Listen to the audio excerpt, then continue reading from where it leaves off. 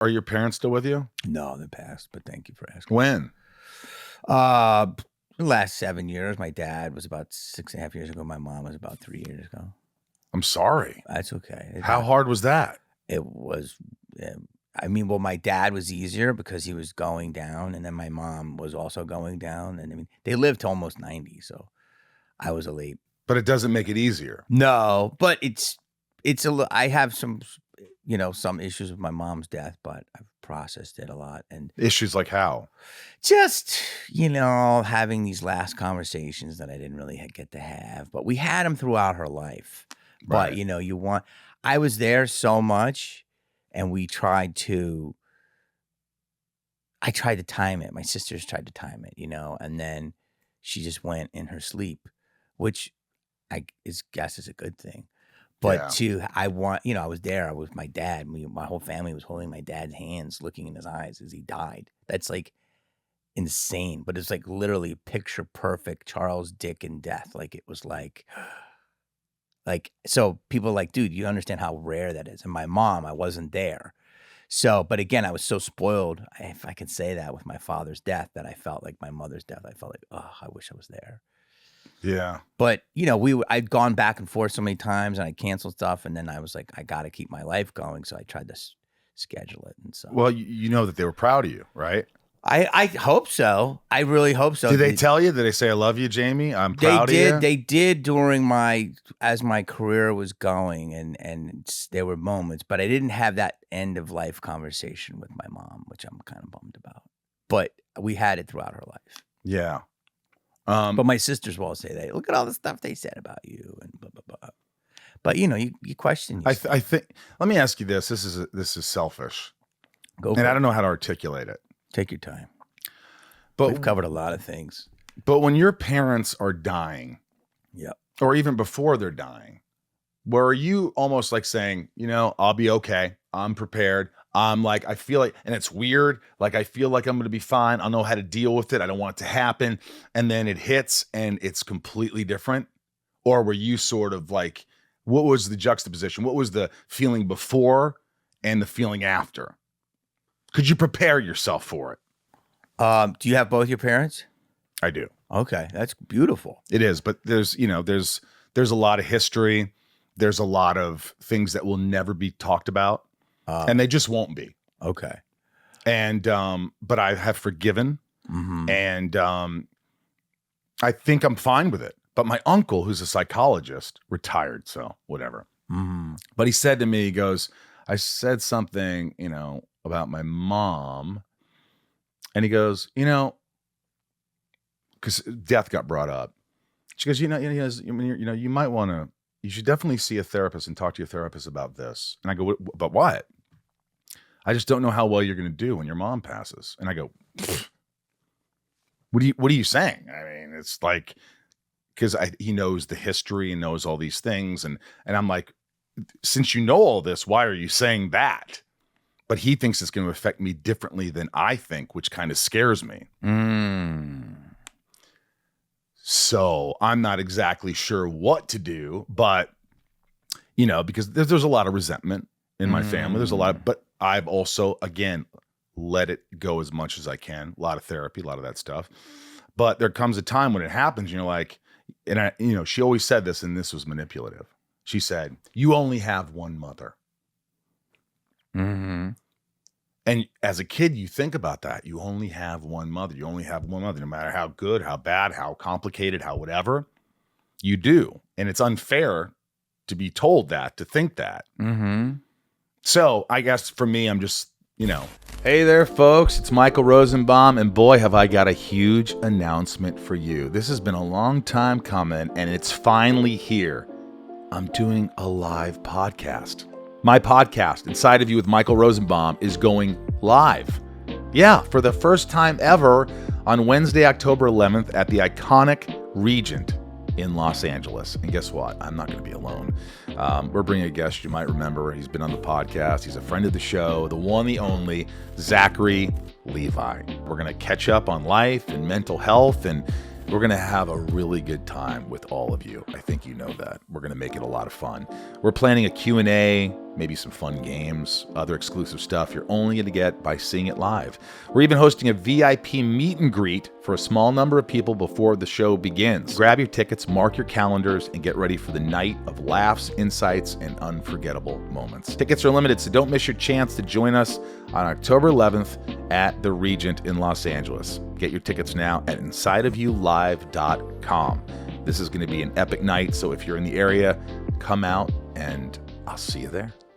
If there was sort of a before feeling and an after feeling, and what that was, if that makes sense. Yes. My father was a huge smoker. So he told us. How many packs a day? 2.5, 3. I'm talking Viceroys, bro. For years. Decades. He started when he was 13. He died when he was 86. Bro. Deep in the game. Like he would probably live to 180 if he didn't smoke. So at like 83, he said, I got a little cancer. He called me one day and he said, him and my mom called and he's like, I got a little thing on my lung. And I said, what are you going to do? And he goes, nothing. And I'm like, why? And he's like, I don't want to go through that. So that was the hardest time. Processing that you're going to lose a parent. Again, I had him for 43 years up until that point. And I was the youngest of 6 kids. And they were already older parents. So I was already understood that I had older parents, not like other kids. So that started the clock. We got him a lot of different therapies and natural stuff. And he did them, but he didn't care. He was done living before we were done letting him live. And that's what I learned is you got to let people live their own life. It's like we were trying our hardest to save him, and he was like, people have to want to be saved. Yeah. And he had lived, and my dad was a beautiful soul, complicated figure, but he slowly went. And I had an amazing doctor for him because I was doing a show called Heartbeat on NBC. So it was based on this amazing female cardiologist. And so she hooked me up with the best doctors in the world. And so I'd have them come in. But he slowly went. So after I got through that first shock of him telling me that, the day was going to come, it became a love, beautiful fest. I had a gig. I ran back because my sister's like, it's not good. Made it back. And he didn't go that day, but he went a week later. So like I said, the death was beautiful. So you're saying you were like I did with my grandfather. You were mourning him as he was slowly going. Yes, letting him know. And dude, to be quite frankly, I was talking to him, trying to be deep, and he was like, can you give me my coffee? Like, yeah, like, hey, Dad, I love you. Okay, great. Can you take me to the toilet? Like, people are just trying to survive, which made me feel better. You know what I'm saying? Yeah. So I enjoyed him. My other boy, his dad was dying at the same time. He kind of died similar. So I enjoyed it. My mom. Wait, what did you just say? My other buddy, his father was dying at the same time. And so we were both kind of going together, through it. right. So when he died, it was sad, but it was a celebration. But I felt bad for my mother. Yeah. Because my mother lost her hip. This was her hip. 58, maybe I think 60 years, bro. I was able to throw them a huge 50th anniversary party. All my family. It was in a great event. And I think it was either 59 or 60. 60 years, bro. That's unheard of. You and I, we can't be committed for what? 60 seconds? No. It's like different worlds. So his was a beautiful passing. My mother's, we knew she was going to go too, but she kept coming back. And I was filming a CSI episode, and I told them, and they're like, they were so sweet. They rearranged it so I could go back. I go back. She didn't pass. I was doing a stand-up show. I quit, went back. And she just kept, and she lasted for a good 4 more years. Jeez. And so it was incredible. And they say that people will stay alive for you, and we give them that energy. But she literally, at the end of her life, this is not, like, she was almost like a head. Like, she was just like, hey, can you put that blueberry in my mouth? Like, I mean, I was like, she all lost functions. So it was almost a relief for her. Like I said, I have some things of like not holding her hand, not looking in her eyes, not saying, Mom, I love you, talk to you on the other side. Those moments. But again, people say that's a perfect ending. But I felt almost a relief for her pain. I know that sounds crazy. She was a month out of it. That's being human. Yeah. And then but how I felt after that, dude, I'll tell you two things. I felt like I'm alone. Because I have brothers and sisters, but, we have some good relationships, some complicated. And I have a huge family, but I talk to them more now, like cousins and different people. That's nice. I felt like I'm alone, but I'm also free. Yeah. Do you know what I'm saying? I do. I know exactly what you're saying. And I've been my parents' parent since I was about 28 years old. Me too. I've been taking care of them. Well, my mom for me. It was like, I'm already kind of been my own parent. And like for the first year, I was like, oh, am I gonna no one's giving? I'm always doing my own money. It's like you don't have to worry anymore. No, like it's almost like as bad as it might sound, it's like them passing is sort of also a relief for them, but also a relief for you. And you can not have to worry and not have to be there all the time and not have to it's emotional and exhausting. And it's like, it's crippling. And there is a quantum entanglement. Like when my mother died, I felt her pull. My mother's a very strong presence, gave me my moral backbone. My father did too, but my mother was made me a good boy. You know what I'm saying? Like I do obey the laws in a lot of ways, but I'm also very lash back at the system. But she gave me morals. My mother would never steal a penny.